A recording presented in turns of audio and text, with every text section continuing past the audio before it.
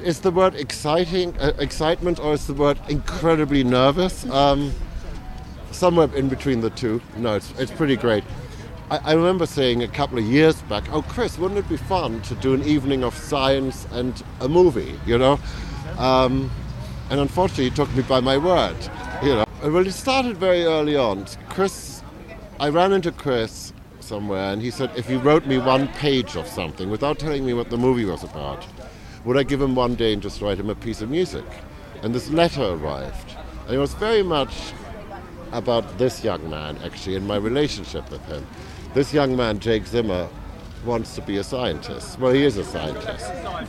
And so I wrote that piece, and then, of course, Chris did a switch on me, and, of course, it turns out to be a daughter in the movie. You know, but luckily, having both, you know, these two are my inspiration. And Chris, Chris, we know each other very well, so he knew how to touch my heart and write this little piece that then turned into Interstellar. Celebrating science. I wanted to celebrate science.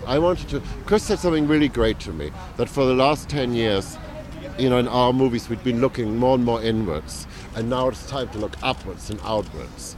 And I come from my father was a scientist. I come from that sort of a background. So for me to be able to celebrate science and scientists, to put scientists in the center of the picture as opposed to the geeky sidekick,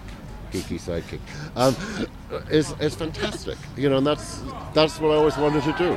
So this movie is very, very important. Ladies and gentlemen, you're watching Hey You Guys! Hey You Guys, huh? Hey You Guys. Is that from the Goonies? It is indeed, yes. Nice. Hey